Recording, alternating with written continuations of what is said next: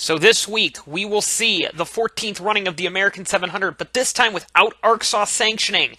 As most of you know, ARCSAW has since folded due to financial pressures, and all of the Season 25 cars have been impounded.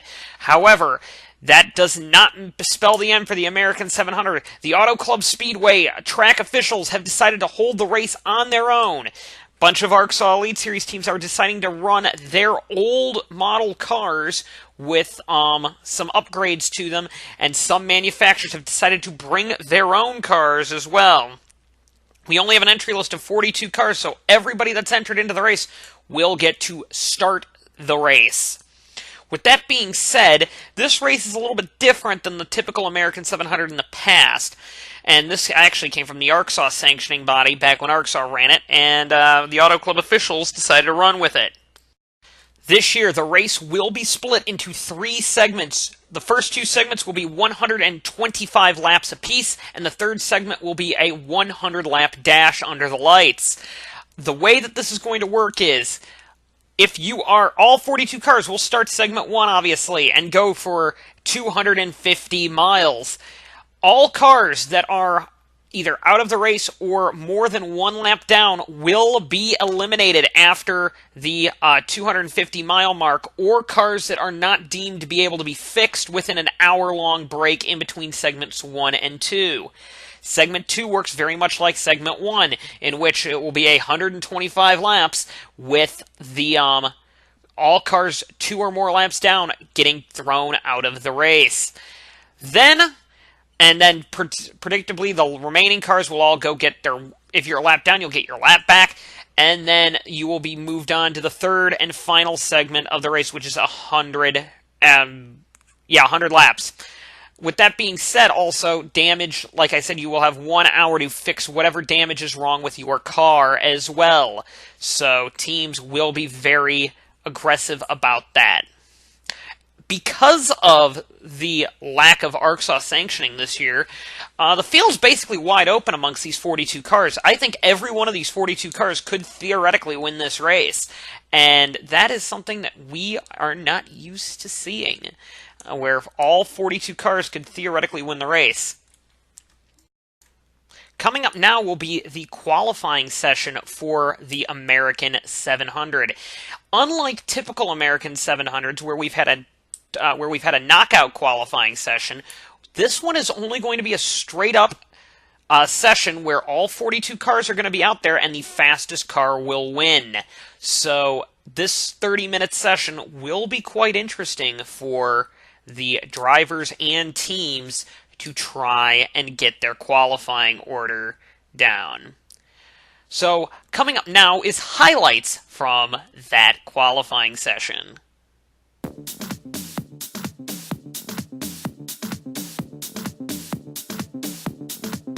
Tristan Wilhoit in the Porsche would be the first driver to leave the pits to start qualifying here. It's a 30-minute session, as you can see on the bottom here. And Wilhoit is driving a brand new Porsche car. Of course, we have not seen Porsche in the American 700 recently. Here comes Kenny Myatt out of the pits. Myatt and Noah Hart, as well as Jacob Hart now, are basically coming on board to try and save American stock car racing, as there's no series this year in stock car racing.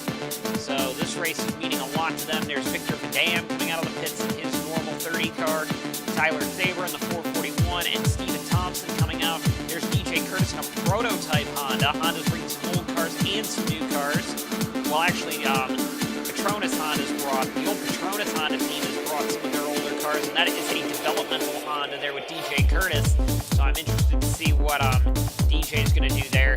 As here comes Tristan Wilhoit. He's going to set his first flying lap. However, I think he's going to get held up here by Ace Vito in the KR Subaru, and the I believe that is the prototype Honda there being holding up Tristan Wilhoit there. After the first 5 minutes of the session, Brian Maurer would be the fastest car on the track right now. As you're going to see after 5 minutes, Brian Maurer looking very, very quick in that car. Tyler Saber is the second fastest car on the grid as well. As we go through the order, we're going to try and find the third fastest, and that would go to the driver of car number 227, Jacob Hart, is very quick as well today, but I'm looking at Scametta here. Watch out for Scametta. That Porsche is quick and just jumped up a couple of spots on the board right there. The slowest car so far in this session has been Throckmorton, Wolfenschlegel, Steinhaus, and Bergerdorf. Throckmorton has had a very slow and hard time in the 227 car, as he is going to go out and try for another attempt here in the 227, though. He is 42nd on the grid after 6 minutes of qualifying.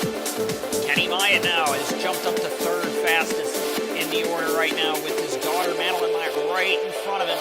The two Petronas Honda cars are going to do their best to get up the order. These are quite old cars, however. Honda has retooled them up. Now Myatt's fallen down to fourth. Somebody has just gone faster than him, and that will be Jesse Turner in the FBR. Jesse Turner was the Arkansas Lights champion last year. However, with the capitulation of Arkansas and the Lights series, Turner was kind of left without a ride. So this is a huge showing here for Jesse Turner today, or this weekend, in order to prove that he is going to be a future American racing star. One new team that's been quite impressive is the Menards Roush Racing Team, led by Scott Roush and their Mustangs. Scott Roush and teammate Julio Caesar have been quick this weekend so far, or all throughout Thunder Week. Scott Roush is 6th on the grid. Caesar's having a little bit more troubles qualifying so far, down in 20th. However, Caesar is doing a nice job to get through the order.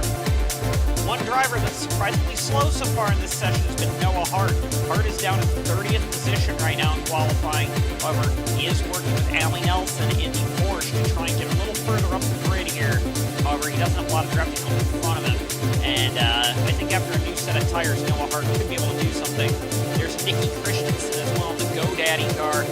Not doing the best either there, but she is drafting with Stan Faber. Another rookie being Christensen, doing a great job. Did a good job in Arkansas Lights last year, but like I said, after the capitulation of the series, has nowhere to really run to. Here is the famous Do It for Dale Jr., Ford Dale Jr.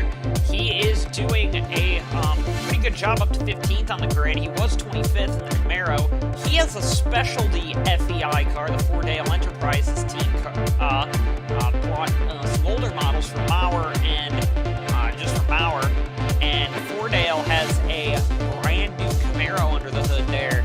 So, a little bit of favoritism there, I believe, from the Fordale team. Stanton Faber now is the fastest car in qualifying as he takes over the pole at 19 minutes. With about 19 minutes to go in the session, Stanton Faber is our pole sitter so far in this session. However, look who's behind him. Noah Hart. If Hart has a new set of tires on right now, I would expect Noah Hart to start rocketing up the order here. The field is very close, and if he sets a faster lap, Noah Hart will be a driver to watch. Still not quick enough, though. I believe he's going to be coming in for some tires. Stanton's uncle, Tyler Faber, is third on the grid, so right now, the Faber team, or Sibara Sport, both Faber's drivers, Sibara Sport, are right now first and third on the grid, so watch out for these two cars possibly in tomorrow's race. Jesse Turner would put on some new tires on his 19 Toyota to go out there and see if he can attempt to set a pole-sitting lap here. Kind of coming out in the middle of the doldrums, really. I don't think he'll be up to speed to get into that pack. If he can somehow latch on to some of those cars at the back of that group, like Mauer, the 22 of Dylan Young, etc., watch Jesse Turner for a possible pole run here. I kind of like this group of cars he's kind of getting into here. However, they are very low on tires. Their tires are kind of old here. Watch Jesse Turner, though, as he for a possible fastest lap of the session.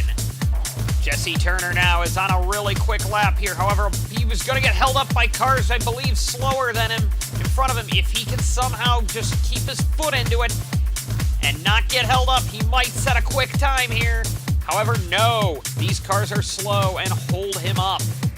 With about 8 minutes to go, we are starting to see some of these cars come down pit road to try and get on some new rubber for the last little haul of the session here. It's going to be very interesting to see how this is going to handle out for some of these drivers as we're going through the pack here. And we're not seeing very quick lap times right now. Heck, Brian Maurer, the second place man, just ran a 36-second lap time. I think he's going to need some tires pretty quick here. He's been out there ever since the session began, setting lap times there. Kenny Myatt's now come in for some tires now, and now it's going to be he and Leon Campagna, our two drivers out there. Campana has not been very quick, though, 41st on the grid right now. And we're going to see what the 9's going to do. He does have some draft off of his slower teammate in front of him. And this could be big for him, but it's all about getting some speed through the corner here. And it doesn't look like the 9's got it, to be fair here. And it looks like the 9, he is closing in, though. This is where draft comes ever so important. 34.8, not quick enough there for Myatt to improve. Tyler Thaber's got some new tires to try and play games with. Tristan Wilhoit's very slow through the center of the corner. Tyler Thaber now with drafting help. I don't think he's going to improve that much that lap, but Tyler Thaber with only 3:30 now is trying to go for a new set of new time here to try and off-seat his nephew from the pole, as here comes Christensen and Brazenkopf out of the pits. Although Constantine, Ace Vito, and Nelson will probably hold them up. However, the 9 is on some hot laps. The 9 has jumped up into second position on the grid here with only 2 minutes to go. Kenny Myatt, the longtime ARCSAW Elite Series champion, always wanted to win the American 700, but never has had the luck to do so, is now drafting on the rear end of Joshua Michaels, and that might slow him down. As it will slow him down, 34.7. The tires are in the perfect range for him to be a champion. To get a good run here.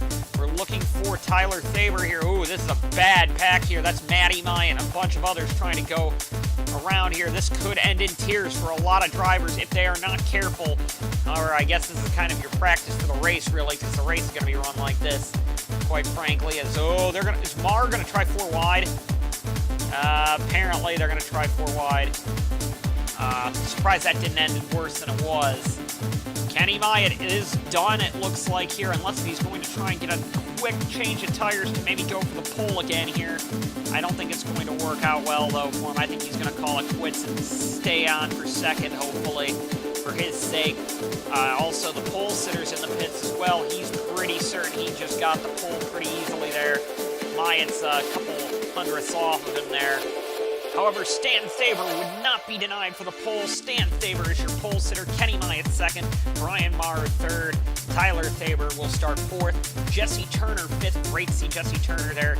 Starting alongside of him will be his teammate Jacob Hart. Tristan Wilhoit will come across seventh. Eighth will be Scott Roush. Ninth will be DJ Curtis. And Ethan Moore will come across the line 10. You can see kind of the rest of the order right here as well.